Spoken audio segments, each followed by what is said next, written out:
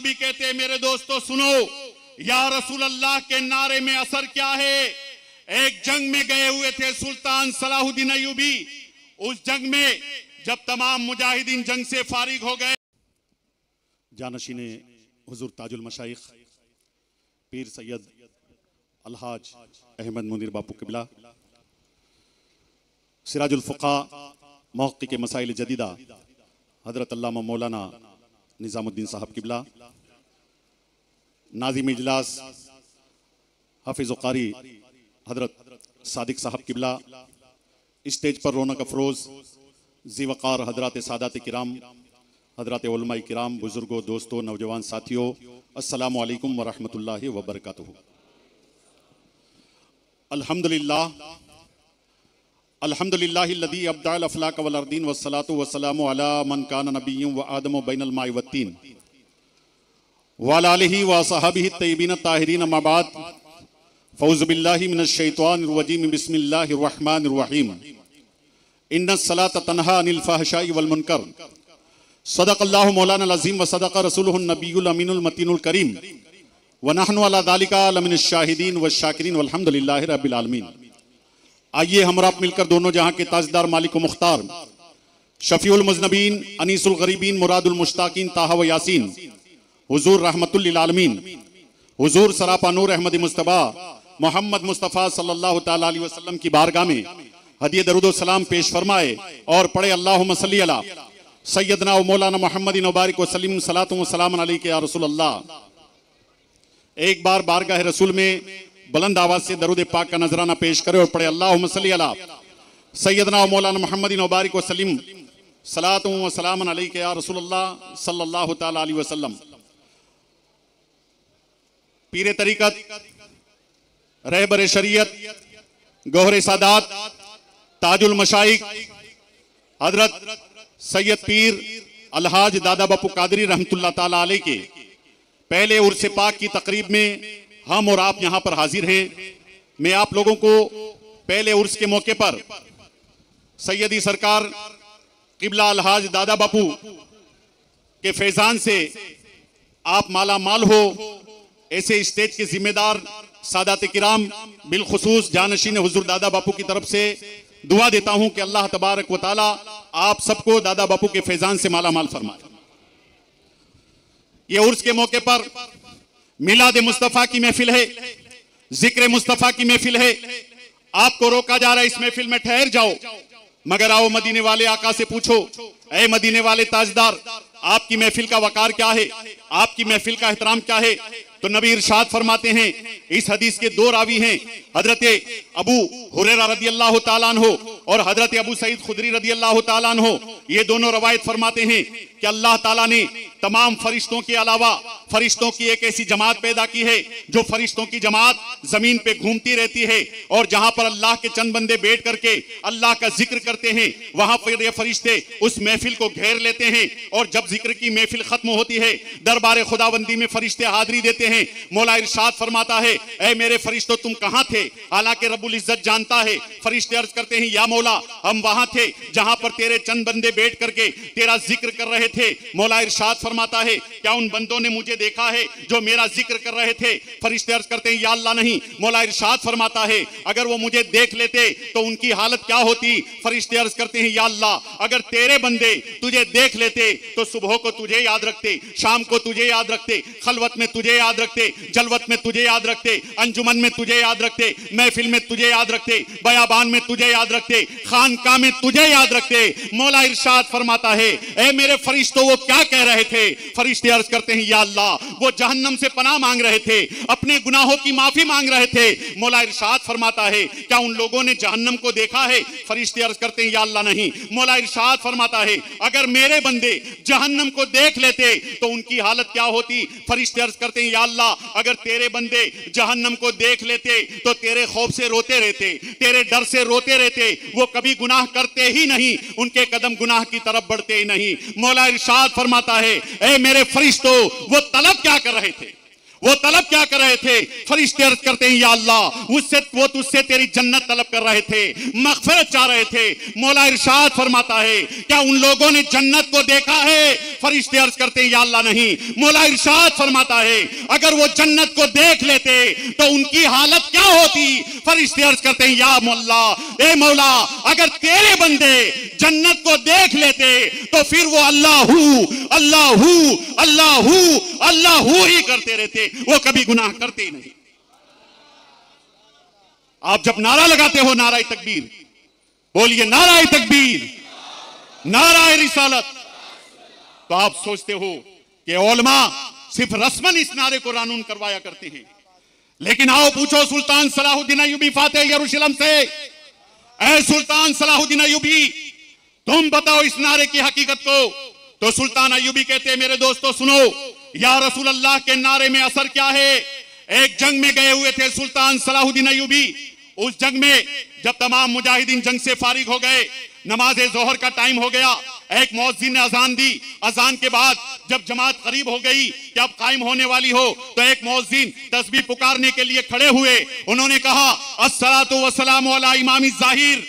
सुल्तान Salahuddin Ayyubi से पहले जब लोग जमात करीब होती थी कि अब कायम होने वाली हो, तो तकबीर से पहले तस्बीह पुकारा करते थे अस्सलातु वस्सलामु अला इमामी ज़ाहिर। जैसे ही सुल्तान ने सुना, सुल्तान ने मुअज्जिन को रोका, ऐ मुअज्जिन ठहर जा, अब आज से ये कहने की इजाजत नहीं है। अब आज से अजान के बाद जब जमात कायम होने वाली हो तो तुम कहा करो अस्सलातु वस्सलामु अलैका या रसूल अल्लाह, अस्सलातु वस्सलामु अलैका या हबीब अल्लाह। तो हिजरी 579 में अस्सलातु वस्सलामु अलैका नारा लगाने का रवाज दिया है सुल्तान सलाहुद्दीन अय्यूबी ने। आओ या रसूल अल्लाह के नारे पर शिर्क और बिदअत का फतवा लगाने वालों, लगाओ सुल्तान सलाहुद्दीन अय्यूबी पर। कौन सुल्तान सलाहुद्दीन अय्यूबी? जिन्होंने बैतुल मुक़द्दस को फतेह किया।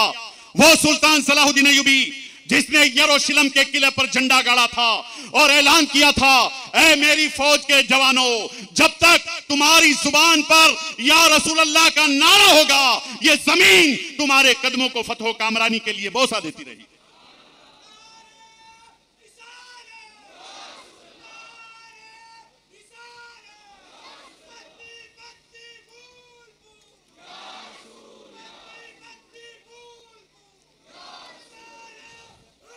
मैं कौन सी तारीख पेश करूं आपके सामने?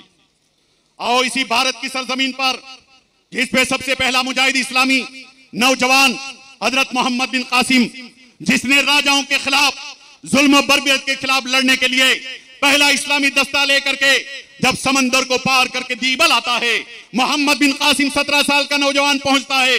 दिन भर तलवार चला देते हैं मुजाहिदीन, और जब सारे लोग मगरिब की नमाज अदा कर लेते हैं, मगरिब की नमाज अदा करने के बाद सुल्तान मोहम्मद बिन कासिम ने अपने फौज के बहादुरों से कहा, देखो ईशा का टाइम हो गया है, अब मैं हुक्म देता हूं कि फराइज अदा करने के बाद जाओ सबके सब अपने खैमों में आराम करो। जब सारे लोग नमाज पढ़ चुके, हजरत मोहम्मद बिन कासिम भी जब ईशा की नमाज पढ़ लेते हैं, ईशा की नमाज पढ़ने के बाद सुल्तान मोहम्मद बिन कासिम ने सोचा, जो मेरी फौज के बहादुर दिन भर तलवार चला रहे हैं, मैं देखूं रात की तारीखी में अपने खैमों में वो क्या कर रहे हैं। सुल्तान मोहम्मद बिन कासिम जब फौज के खैमों का मुलाहिजा करने निकलते हैं और खैमों का मुलाहिजा करते हैं तो देख करके हैरान रह जाते हैं कि जो मुजाहिद दिन भर तलवार चला रहा, रात की तारीकी में अपने खैमे में बैठ करके कुरान की तिलावत कर रहा है, अपने मौला को याद कर रहा है, रसूल पर दरूद पढ़ रहा है, तो ललकारा था मोहम्मद बिन कासिम ने, ए मेरी फौज के नौजवानों, अगर तुम दिन के गाजी बने और रात के आबिद बने तो ये सरजमीन तुम्हारी होगी, फतह कामरानी तुम्हारी होगी। नमाज फजर अदा करने के बाद सुल्तान मोहम्मद बिन कासिम अपने फौजियों को मैदान जंग में जाने के लिए तैयारी का हुक्म देते हैं। तमाम मुजाहिदीन तैयारी में लगे हुए हैं कि क्या देखते हैं कि घोड़े पर सवार होकर के एक 18 साल की खूबसूरत कन्या, एक 18 साल की खूबसूरत लड़की खैमों के दरमियान चली जा रही है। लोगों ने समझा कि ये कोई जासूसा लड़की होगी जो आई होगी, लोग दरगुजर कर गए। वो लड़की आगे बढ़ी और आगे बढ़ने के बाद एक सिपाही से पूछती है कि तुम्हारे सिपे सालार का खैमा किधर है। लोगों ने बताया, वो देख हमारे सिपे सालार का खैमा है। लड़की घोड़े पर सवार होकर के आगे बढ़ती है, आगे बढ़ के खैमे के करीब पहुंचती है और खैमे के करीब पहुंचने के बाद बिला झिझक वो खैमे से पर्दा जब उठाती है तो क्या देखती है कि सामने 17 साल का नौजवान है, सामने खुली हुई तलवार रखी हुई है और कुरान की तिलावत कर रहा है, आंखों से आंसू जारी है।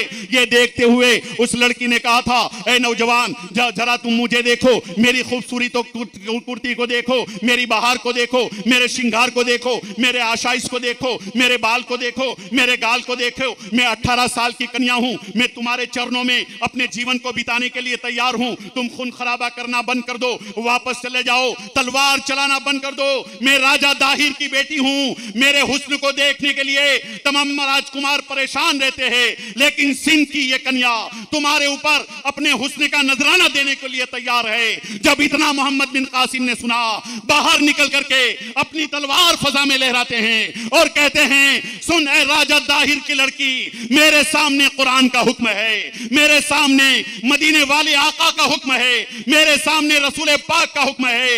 हम दुनिया की हसीनाओं को जूतों की ठोकरों से उड़ाया करते हैं। मुझे कह लेने दो प्यारे, कल की हसीनाएं इस्लामी फौजियों को अपना हुस्न दे रही थी, मगर वो फौजी बोल देता था, मेरे सामने कुरान का हुक्म है, मेरे सामने मदीने वाले आका का हुक्म है, मेरे सामने गुंबद खदरा का हुक्म है। ऐ नौजवानों, आज तुम अपनी नजर को बर्बाद कर रहे हो गलत तस्वीरों पर, आज तुम अपनी नजर को बर्बाद कर रहे हो गलत वीडियो के ऊपर, अपनी नजर को बर्बाद कर रहे हो मोबाइल पर पॉर्न वीडियो के ऊपर। जरा सोचो, कल के नौजवान थे जो अपनी नजरों की हिफाजत किया करते थे, और आज का नौजवान अपनी नजरों को हिफाजत करने के लिए तैयार नहीं है। आज सरकार सैयदी दादा बापू के उर्स के मौके पर यह पैगाम लेकर के जाइए कि इंशाअल्लाह हम अपनी नजरों की बदनिगाही से हिफाजत करेंगे। ऐ नौजवान, जरा गौर करो। इसीलिए मैं कभी कभी कहा करता हूं, अगर तुम 17 साल के नौजवान हो तो मोहम्मद बिन कासिम की तारीख पढ़, अगर तू 27 साल का नौजवान है तो महमूद गजनवी की तारीख पढ़, अगर तू 42 साल का मुजाहिद है तो शाहबुद्दीन गौरी की तारीख पढ़, अगर तुम 56 साल के मुजाहिद हो तो औरंगजेब आलमगीर की तारीख पढ़। और कभी कभी कहता हूं, ऐ नौजवान, अली की जुल्फकार ले, अली की जुल्फकार ले, अली की जुल्फकार ले, उमर का इख्तिदार ले, हसन का एतबार ले, हुसैन का शार ले, वकार ले, करार ले, मुजाहिदी कतार ले, हरीमे काबा थाम ले, मोहम्मदी कमान ले। अभी तू नौजवान है, अभी तू नौजवान है। मैं कौन सी तारीख पेश करूं आपके सामने? सुल्तान महमूद गजनवी, सुल्तान महमूद गजनवी की दावत उनके दोस्त ने की। अब जो सोचो कि सुल्तान होगा वो कितने अजीम शान मर्तबे का मालिक होगा, और जो दावत दे वो कितना एहतमाम करेगा। दोस्त ने बड़ा एहतमाम किया है। खाना खिलाने के बाद कमरा सजा दिया, और कमरा सजाने के बाद कहा, चलो सुल्तान कमरे में आराम करो। सुल्तान महमूद गजनवी जब कमरे में पहुंचते हैं, देखा तो कुरान अजीम का एक नुस्खा खूंटी पर लटक रहा है। सुल्तान मोहम्मद बिन कासिम उठकर के बैठ, सुल्तान महमूद गजनवी उठकर के बैठ जाते हैं। सोचा, या अल्लाह, अगर मैं सो गया और ये तेरा कुरान खूंटी पर लटक रहा है, मौला तू कयामत के दिन तूने पूछ लिया तो मैं क्या जवाब दूंगा? पायती से उठाकर सराहने लग दिया, सराहने की जानिब रख दिया। जब सराहने की जानिब रख दिया तो फिर सोचा, अगर मौला ने कयामत के दिन पूछ लिया कि क्या जवाब दूंगा? तुझे आराम करना मकसूद था, तू खुद दूसरे कमरे में चला जाता। सोचा, अगर मैं दूसरे कमरे में आराम करने के लिए चला गया और मौला ने पूछ लिया कल कयामत के दिन, कहे सुल्तान तू मेरे कुरान से दूर भागता रहा, कभी सराहने से पायती रखता रहा, कभी इधर रखता रहा, कभी उधर रखता रहा। सुल्तान ने सोचा, मैं न क्यों रात भर कुरान की तिलावत ही कर लूं। उठा लेते हैं कुरान को और बैठ जाते हैं तिलावत करने। रात भर तिलावत करते रहे। फजर की नमाज अदा करने के बाद महमूद गजनवी चले गए। जब उनका इंतकाल हुआ तो उसी दोस्त ने ख्वाब देखा। पूछा, ऐ सुल्तान सलाहुद्दीन अय्यूबी, अल्लाह ने तेरे साथ क्या किया? कहा, मैंने जो कुछ नेकियां की उसका बदला तो अल्लाह ने अलग से दिया है, लेकिन दावत में तेरे यहाँ रात भर कुरान की तिलावत की थी, अल्लाह ने उसी तिलावत के सदके में मुझे बख्श दिया है, मेरी मग़फ़िरत कर दी है। मैं कहता हूं दोस्तों, ऐसा नेक नीति वाला सुल्तान था। फतहो कामरानी कदम के बोसे दे रही थी, कामरानी कदम को चूम रही थी। आज सबकी जबान पर बोली यही है, हमें इज्जत कैसे मिले, हमें वकार कैसे मिले, हमें बुलंदी कैसे मिले। तो आओ, वकार चाहते हो, बुलंदी चाहते हो, इज्जत चाहते हो, तो सरकार सैयद दादा बापू के फैजान से माला माल होने के लिए उनके नेक का मिशन में हाथ बढ़ा लो। इंशाअल्लाह दुनिया भी कामयाब है, आखिरत भी कामयाब। सुभान अल्लाह, सुभान। दादा बापू के मिशन से लग जाओ, जानशीने दादा बापू के मिशन से लग जाओ, उनसे वाबस्ता हो जाओ।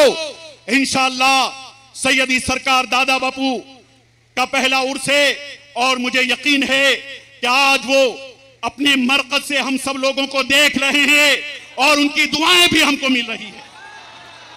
सरकार सैयदी दादा बापू का इंतकाल हुआ तो एक ज़हन में मेरे शेर आया था, वो सुना करके मैं अपनी तकरीर को खत्म करना चाहता हूं, क्योंकि सिराजुल फुक़हा भी मौजूद है, अभी हमको नए नए मसाइल भी उनसे सुनने हैं। सोकर भी आंखें बंद नहीं होती है हाशमी, सोकर भी आंखें बंद नहीं होती है हाशमी, आंखों को इंतजार है दादा हुजूर का, आंखों को इंतजार है दादा हुजूर का। और सावरकुंडला की धरती पर आज रहमतो नूर की बरसात है, सावरकुंडला की धरती पर आज रहमतो नूर की बरसात है। और सैयद गुलाम अली बापू के तुफैल सैयद दादा बापू का फैजान हमारे साथ है, सैयद दादा बापू का फैजान हमारे साथ है। तो तमाम मुरीदीन, मुतक़िदीन, मुतवस्सिलीन, चाहने वालों से कहूंगा कि सैयद दादा बापू ने अपनी पूरी जिंदगी शरीयत के दायरे में निकाल दी। आपका एक एक कदम सुन्नत मुस्तफ़ा के मुताबिक था, चलते थे तो सुन्नत के मुताबिक, बैठते थे तो सुन्नत के मुताबिक, सोते थे तो सुन्नत के मुताबिक, मुस्कुराते थे तो सुन्नत के मुताबिक, खाते थे तो सुन्नत के मुताबिक, पीते थे तो सुन्नत के मुताबिक। लिहाजा आपने अपनी पूरी जिंदगी सुन्नत के मुताबिक गुजारी। तो ये उनके चाहने वाले उनके उर्स के मौके पर जब आओ तो ये देखना हमेशा कि हमारा कोई कदम भी सुन्नत के खिलाफ न उठ जाए, हम शरीयत के दायरे में रहकर उनके उर्स में हाजिरी दे। देखिए काठियावाड़ की सरजमीन पर, शायद गुजरात की सरजमीन पर, गुजरात की सरजमीन पर इतना बड़ा मजमा उर्स के मौके पर जो होता है वो सैयद दादा बापू सरकार के उर्स के मौके पर, उनके वालिद के उर्स के मौके पर होया करता था। लेकिन देखिए हर चीज शरीयत और सुन्नत मुस्तफा के मुताबिक हो रही, ना कोई खुराफात है, ना कोई फसादात है, ना कोई इधर उधर की बात है, बल्कि जो भी आया महफिल में बैठा हुआ है अल्हम्दुलिल्लाह नेक का मिशन में कोई जुड़ा हुआ है, कोई दूसरे जितनी एक्टिविटी से उसमें जुड़े हुए हैं, दीनी तालीम के सिलसिले में आगे है, दुनियावी तालीम के सिलसिले में बात हो रही है, मसाइल के सिलसिले में बात हो रही है। इसलिए याद रखो कभी कभी मोहब्बत, एक फिलोसोफर ने कहा कभी कभी ज्यादा मोहब्बत आदमी को गुस्ताख कर देती है, इसलिए कभी भी गुस्ताखी न करना, कभी भी गुस्ताख मत बनना, बल्कि सच्ची मोहब्बत के साथ सैयद दादा बापू और उनके घराने और उनके जानशीन से मोहब्बत करते रहना, वफादारी करते रहना।